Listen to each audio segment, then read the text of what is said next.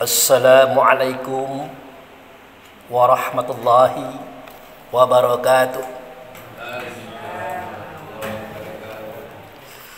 Alhamdulillah wa syukurillah lillahi ta'ala la rahmatillahi alaina aina faza subhi hadarna fi hadza musalla insyaallah rahmatullahu alaina wa ala nabil karim Muhammad sallallahu alaihi wasallam hayasalimu alaihi Allahumma sholli ala sayidina Muhammad wa ala ali sayidina Muhammad amma ba'du. Yang saya hormati Bapak Ketua BKM Mushola Al-Aziz beserta jajarannya, yang saya hormati para pemuka masyarakat, kaum ulama cerdik pandai di dalam negeri, yang saya hormati bapak-bapak, ibu-ibu, para jamaah yang insyaallah semuanya dicintai, disayangi dan dikasihi oleh Allah dan Rasulnya. Kita banyak bersyukur kepada Allah, dengan anugerahnya kita diberi kesehatan dan kekuatan, sehingga dengan itu kita dapat hadir dan datang di mushola yang kita cintai ini. Tak lain dan bukan tujuan kita adalah untuk mencari ridho dan kasih sayang Allah dengan cara melaksanakan sholat subuh berjamaah dan mendengarkan sedikit tausiah sesudahnya. Kemudian ke hadapan ikutan kita Nabi Muhammad Rasulullah sallallahu alaihi wasallam, kita menyatakan salawat, Allahumma sholli ala sayidina Muhammad wa ala ali sayidina Muhammad amma ba'd. Bapak-bapak, ibu-ibu yang saya hormati, setiap perintah-perintah Allah itu mengandung manfaat bagi diri kita. Setiap larangan-larangan Allah itu mengandung mudarat bagi diri kita. Oleh karena itu, semua perintah Allah itu hendaklah kita laksanakan dengan baik dan benar, kalau bisa sempurna. Begitu juga sebaliknya, semua larangan Allah itu hendaklah kita tinggalkan semuanya, tidak tersisa. Karena segala sesuatu yang kita lakukan ada konsekuensinya, ada risikonya. Seperti yang Allah katakan di dalam kitab Quran, wa may ya'mal mithqala dzarratin khairan yarah wa may ya'mal mithqala dzarratin syarran yarah. Jika kamu berbuatan kebaikan sedikit saja, kata Allah, kamu akan mendapatkan risiko dan akibatnya. Jika kamu berbuat keburukan sedikit saja, kamu akan mendapatkan risiko dan akibatnya. Jadi sedikit di sini zarah. Zarah itu artinya debu. Jadi sebesar debu baik itu berbuat kebenaran, bapak-bapak, ibu-ibu, akan kita dapatkan hasilnya. Jadi kalau amalia-amalia, misalnya sekedar membuang duri, membuang sampah di jalan yang kira-kira tidak lemak ditengok, itu jangan dikira tidak dibayar. Itu dibayar oleh Allah dengan uang akhirat yang disebut dengan istilah ajrum atau pahala. Begitu juga sedikit saja kesalahan, kekeliruan yang kita buat dengan sengaja, ya kita akan mendapatkan hasilnya, akibatnya. Nah, oleh karena itu perlu kita syukuri kepada Allah. Apa yang Allah perintahkan bisa kita laksanakan, apa yang Allah larang kita bisa jauhkan. Jadi kita bersyukur kepada Allah jika itu bisa kita laksanakan. Jamaah yang saya hormati, pada pagi hari ini kita akan mencoba melihat atau melirik kepada 5 waktu sholat. Ya Bu, waktu sholat kita berapa? 5. Pertama dimulai dari zuhur, kemudian asar, kemudian maghrib, kemudian subuh. Nah, jadi itu bukan tidak ada maknanya, bukan tidak ada artinya. Jadi seketika bapak-bapak, ibu-ibu melaksanakan sholat zuhur 4 rakaat, sholat asar 4 rakaat, pada waktu itu bapak-bapak, ibu-ibu sudah menutup 8 pintu neraka pada hari itu. Itulah tujuannya kenapa zuhur 4 rakaat, asar 4 rakaat. Jadi apa itu neraka, Pak Abu? Apakah dalam kitab Quran ada tulisan neraka? Jawabnya tidak ada. Yang ada adalah an-naru. An-naru itu kalau bahasa kita itu api. Api itu artinya panas. Panas itu artinya pedih. Pedih itu artinya perih. Perih itu artinya pengap. Pengap itu artinya siksaan. Itulah neraka. Jadi kata Allah dan Rasulnya, jangan kamu lakukan hal-hal yang membawa kamu kepada neraka. Makanya dalam kalimat yang tertulis pada kitab Quran, fattaqun nar allati waquduhan nasi wal hijarah uiddat lil kafirin. Takutlah kamu untuk melakukan sesuatu yang membawa kamu kepada api, yang membawa kamu kepada panas, pedih, perih, pengap, tersiksa. Jadi jangan bapak-bapak, ibu-ibu mengartikan dulu bahwa neraka itu nanti di akhirat, Pak Abu Fikri. Tidak. Neraka itu sudah ada hari ini. Kapan? Seketika hati kita panas, pikiran kita panas, perasaan kita panas, kata-kata kita panas, dan akan membakar orang-orang yang mendengarnya, akan menyulut persoalan, akan menyulut pertikaian, bahkan akan menyulut konflik. Kan pernah kita tengok tuh, si A dengan si B berantem, si A dengan si B bertinju, si A dengan si B bertujahan sampai mati. Apa yang terjadi? Yang membunuh masuk penjara, yang dibunuh masuk kubur. Kedua belah pihak mereka itu tidak beruntung. Kedua belah pihak keluarga mereka itu sedih dan rugi. Akibat apa? Akibat tidak bisa menahan panas yang ada di dalam dada, baik itu di perasaan, di pikiran, dan di perbuatan serta perkataan. Jadi fattaqun nar allati waquduhan nas. Takutlah kamu untuk melakukan suatu perbuatan yang akan menjadikan kamu itu panas,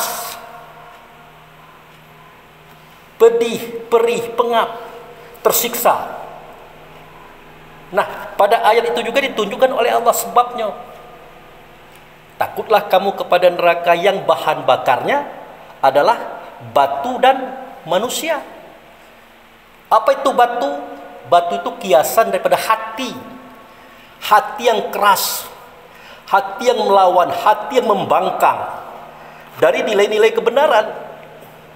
Jadi kalau ada orang memberikan arahan yang baik, arahan yang benar, yang membawa kebenaran, kebaikan kepada kita bersama, jangan ditolak. Misalnya seperti kalau tidak salah kemarin kita dengan Pak Jun, Pak Pen sempat cerita-cerita. Kita punya gang masuk ke rumah. Itu. Gang ini tidak besar, semeter seperempat cuma besar gang itu, pas motor aja. Tiba-tiba pas kita nak masuk gang itu ada motor depan gang itu, otomatis tidak bisa masuk gitu. Semestinya kita bijak. Adanya perlakuan orang seperti itu tidak boleh dilawan orang itu. Kenapa tidak boleh dilawan? Dari cara dia berbuat itu ketahuan kelas berapa akalnya. Ya cobalah ibu bayangkan, lah tahu gang kita sebuah itulah, tempat masuk motor kita sebuah itulah, diletaknya di pintu. Jadi pelan-pelan saja, dengan tenang, dengan dingin, dengan sejuk. Tanya, Dek, ini motor siapa? Oh, motor saya, Pak. Oh ya, Bapak mau masuk. Tentu dia akan tenang, akan baik-baik saja menggeser motornya. Sudah digesernya, terima kasih ya dek. Itu. Jadi dengan lemah lembut kita berikan kata-kata, walaupun kita tahu pekerjaannya itu menjengkelkan, tetapi kita tahu juga kelas akal fikirnya. Kalau orang akal fikirnya tinggi, tidak mungkin dia meletakkan motor di depan gang. Itu cerita motor. Sama dengan mobil juga. Kemarin juga kita kiaskan kepada Pak Jun, tempat masuk mobil Pak Jun di muka rumah itulah. Parkirlah orang di depan itu. Jadi caranya sama, dengan tenang, dengan baik, dengan ramah kita minta tolong Pak, mobilnya disingkirkan dikit, diminggirkan dikit, kami nak lewat. Ayo Pak, iya Pak. Sudah digesernya mobilnya, kita ucapkan terima kasih. Akan sejuk-sejuk saja, akan baik-baik saja, yang bersangkutan akan malu. Sekaligus belajar sopan santun, etika di masyarakat. Jadi ada cara kita tuh menyampaikan kebaikan ke orang itu dengan cara langsung, ada dengan teknik yang seperti tadi. Kenapa itu kita lakukan? Karena kita tidak mau terjadi neraka di diri kita. Tidak mau. Kita tidak mau terjadi api di diri kita. Cobalah bayangkan, sudah jelas gang kita ditutup. Kita kasih tahu, tapi mungkin cara kita ngasih tahu salah pula. Ini motor siapa nih? Tidak ada otak, tempat orang lewat gini-gini. Dia memang tidak beraction langsung, tapi hatinya mulai panas pula. Tidak nak ngencang-ngencang nian Pak. Tidak nak ngegas nian Pak. Matonya mencaliak ke awak, berbentuk singo nak memakan pula. Otomatis kita merasa, lah kau yang salah, kau pula yang marah. Kan sama-sama bagak, sama-sama gerot. Apa yang terjadi Pak? Barangnya berantem. Apakah salah dia? Dalam kajian ilmu tasawuf yang salah itu kita Pak. Yang salah itu kita Ibu. Kenapa? Karena kita tidak bisa membaca cara dan pola pikir manusia. Kalau ada manusia meletakkan kendaraannya di muka gang kita, itulah ketahuan tuh kelasnya itu. Tapi kalau akal fikirnya kelas menengah ke atas, tidak mau, nyo tahu, ini nanti orang mau lewat nih. Jangan di sini, harus dipinggirkan lagi. Jadi sebelum dia meletakkan motor tuh, dia sudah tahu ini tempat orang lewat. Begitu. Jadi takutlah kamu dengan api, dengan panas, dengan pedih, dengan perih, dengan pengap, dengan siksaan yang bahannya itu dari batu. Batu itu arti keras tadi. Nah kemudian manusia, apa itu manusia? Manusia itu adalah sifat yang tidak baik yang ianya ada pada setiap kita. Mulai daripada pantang kelintasan, tidak bisa melihat orang lebih, tidak bisa lihat orang kaya, tidak bisa lihat orang sukses, tidak bisa lihat orang pintar. Nah itu timbul kecemburuannya, kebenciannya, iri dengkinya. Itu manusia namanya itu. Sudah itu pengennya besar-besar dia itulah, hebat-hebat dia itulah, bersih-bersih dia lah, orang kotor segala. Itu manusia namanya itu. Sudah itu pantang kurang, rakus pantang kekurangan, kaya sudah, harta banyak, pangkat tinggi, masih juga nak ngutil-ngutil hak orang lain, mengambil hak orang lain. Itu manusia namanya itu. Sudah itu pantang tersinggung, sudah jelas salah, keliru, diingatkan marah, emosi, ngajak berantem pula. Itu manusia namanya. Jadi 4 sifat inilah yang menjadikan kita itu terbakar. Di mana 4 sifat ini kalau digabung akan memunculkan 10 sifat. Ajib, ria, takabur, iri, dengki, hasud, fitnah, tamak, loba, dan sombong. 10 tambah 4, 14 memunculkan 3 sifat. Benci, dendam, dan menghancurkan. Jadi 17 sifat dengan hati yang keras, itulah yang sering melahirkan neraka pada diri kita masing-masing. Takutlah kamu memiliki sifat itu, kata Allah. Jangan dipakai, kata Rasul. Itu sifat manusia, bukan sifat kita. Lah Pak Abu, kita ini kan manusia. Kita ini kan manusia. Kok Pak Abu mengatakan itu sifat manusia bukan kita? Nah, dijelaskan lagi Bapak Ibu. Kalau kita ini yang datang dari Allah, dimasukkan ke dunia, dimasukkan ke tubuh, dipari di hati. Sampai ajalnya nanti dikeluarkan dari hati, dikeluarkan dari tubuh, dikeluarkan di dunia, kembali kepada Tuhan. Ruh, itulah kita. Makanya judulnya Innalillahi wa inna ilaihi roji'un itu. Kalau manusia lain lagi. Falyanzuril insanu mimma khuliqa mimma indafik yakhruju min baini sulbi wa tara'ib. Hendaklah manusia itu memikirkan dari apa dia dijadikan, dari apa dia diciptakan. Dia dijadikan dari air sulbi, dari air laki-laki yang memancar. Dari air itulah manusia itu dijadikan, diciptakan.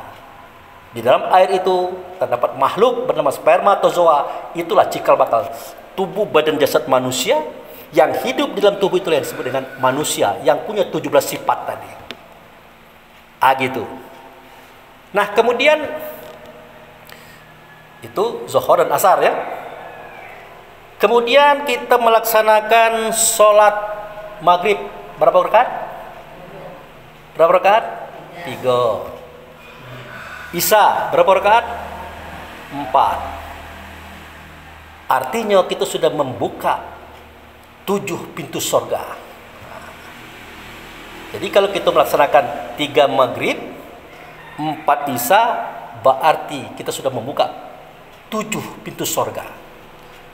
Lah Pak Abu, pintu surga kan 8.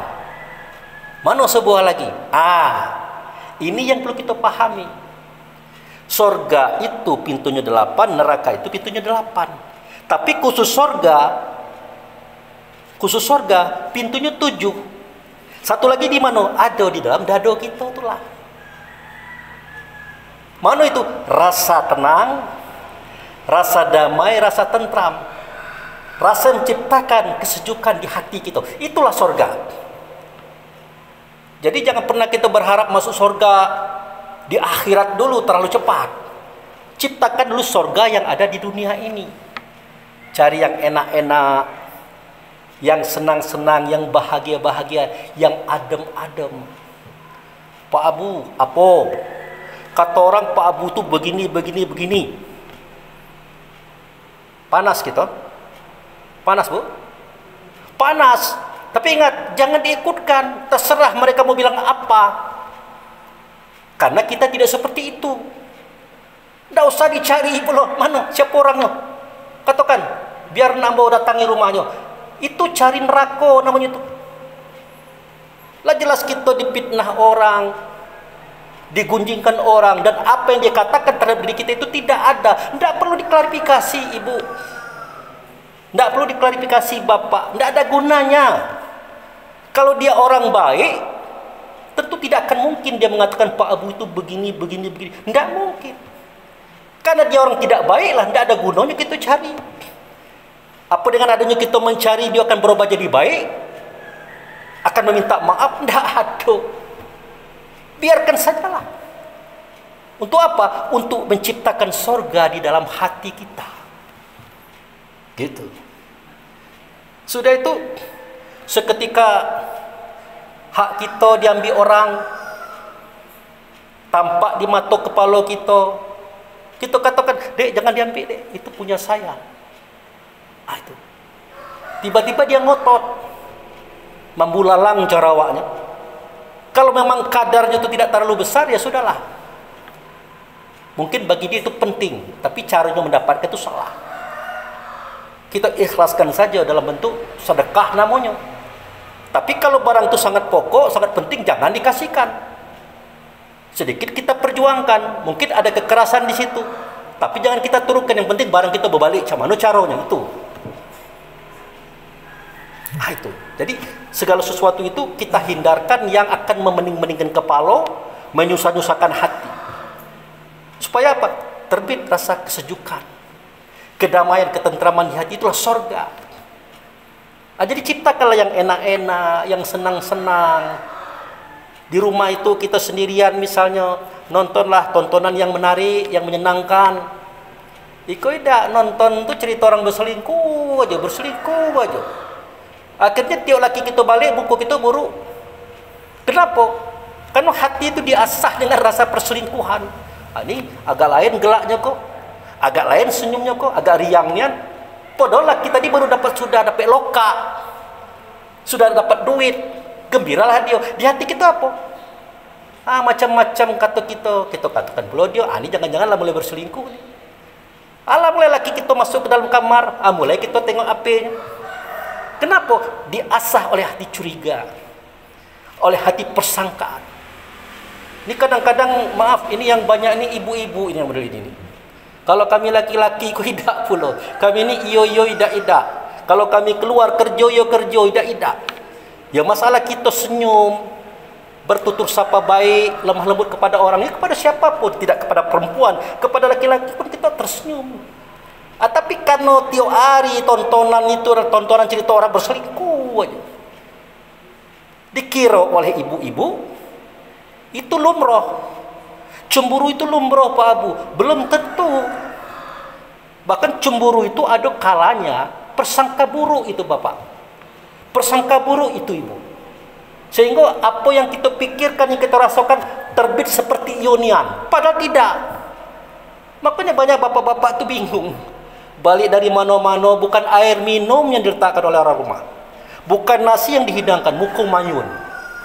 Itu tuh bapak-bapak tidak ngerti persalahannya apa ini. Aku ini baru balik kerja, ngapa cak ini minuman tidak ada, makanan ada, ambil sendiri, buat sendiri. Kenapa? Terobsesi, terpengaruh. Makanya lah cari tontonan yang enak-enak, tontonan yang mengajak kita kepada sorga, kepada kesenangan. Kan di YouTube itu kan banyak yang lucu-lucu, nonton itu aja lah. Apa ibu itu gelak-gelak seorang, terserah dengan orang, yang penting itu lucu-lucuan lah. Kan banyak tuh yang lucu-lucu. Tapi jangan sampai pula kita menonton yang lucu-lucu tidak berbobot. Kini itu banyak pula tontonan jorok, lucu tapi jorok. Itu jangan ditengok, tidak bagus, tidak mendidik kepada diri kita dan tidak mendidik kepada mereka yang membuat tontonan seperti itu. Jadi itu Bu ya. Jadi yang akan menyenangkan hati kita, menenteramkan jiwa kita, menyejukkan perasaan kita, bukan orang lain, tapi kita sendiri. Begitu. Sudah. Jadi Maghrib 3, Isya 4, 7. Berarti kita sudah membuka 7 pintu sorga. Yang satu di mana? Ada di sini. Pupuklah sorga yang ada di hati ini. Pupuklah dengan kesenangan, kebaikan, kebahagiaan, bersedekah, menolong macam-macam. Kalau bisa menolong dengan harta benda itu bagus. Tidak bisa menolong dengan suara kata, tidak bisa dengan tenaga, tidak bisa dengan doa. Yang penting jangan mengacau orang yang sedang berbuat baik, itu tidak benar. Kemudian kita melaksanakan sholat subuh. Berapa rakaat? 2 rakaat. Nah, sholat subuh inilah yang akan mengampuni dosa malam dan dosa siang yang kita buat. Jadi dosa kita malam-malam itu, kadang-kadang malam-malam ini masih banyak dosa Pak. Apalagi kita yang hobi main domino malam-malam sampai tengah malam. Itu macam-macam itu ceritanya tuh. Itu. Nah, siang apa lagi? Jadi sholat subuh itu mengampuni dosa malam dan dosa siang. Apa itu dosa Pak Abu? Nah, dosa itu efek buruk dari perangai buruk. Makanya kata Allah, jangan sekali-kali kamu melakukan keburukan walaupun sebesar zarah, dia pasti membekas, dia pasti nampak, dia pasti mengesan. Itu maka dikatakan bahwa dosa itu bibitnya dari hati, surga juga bibitnya dari hati. Apa bibit dosa? Sifat buruk, benci ke orang, iri ke orang, dengki ke orang, tak suka ke orang, suka mengunjing orang, memfitnah orang, menghasut orang, pokoknya tak suka segala-galanya. Yang buruk-buruk di hati itu, Makanya Allah katakan fi qulubihim marada fazadahumullahu marada. Dalam hati mereka itu ada penyakit hati, maka merembet penyakit itu. Kemana merembetnya? Ke tubuh, ke badan, ke jasad. Akhirnya jasad kita ikut sakit juga. Kepala mulai pening, dada mulai panas, tulang-tulanglah sakit-sakit macam-macam. Kenapa? Karena penyakit hati di dalam hati itu dipupuk suburkan. Mestinya kita tidak membenci orang, tidak iri dengki ke orang, tidak suka mengunjing orang, tidak bisa memfitnah orang. Mestinya begitu. Tandanya hati kita sudah mulai bersih. Makanya hati-hati seketika kita berbuat keliru dan salah, dia akan merembet kepada tubuh badan jasad. Ada contohnya Pak Abu? Ada. Misalnya tetangga kita tuh benci nian kita nengok. Kenapa kita benci nengoknya? Ngapunya kok rezekinya udah habis-habis. Kemarin dia lah beli mobil, lagi dia lah beli mobil lagi. Kemarin lah merehab rumah, lagi dia lah merehab rumah belum. Sudah tuh perabot lah banyak belum masuk ke rumahnya. Ada apa dengan orang kau? Dari mana dia dapat duit? Macam-macam itu. Itu akan menjadi penyakit. Kita ceritakan kemana-mana. Itu orang itu tahu tak kamu? Kenapa dia bisa seperti itu? Jangan-jangan. Mulai jangan-jangan. Itu. Akhirnya kita benci ke orang itu. Nah, singkat cerita, kita berkumpul dengan kawan-kawan, makan-makan, minum-minum, bergelak-gelak, beriang-riang. Tahu-tahu orang kita benci tadi datang. Apa yang terjadi Pak, Ibu? Rasa riang tadi hilang mendadak. Datang pula lanang ini, datang pula Tino ini. Hilang kebahagiaan, hilang keceriaan. Gara-gara apa? Yang dibenci datang. Padahal orang itu tidak pernah ganggu kita.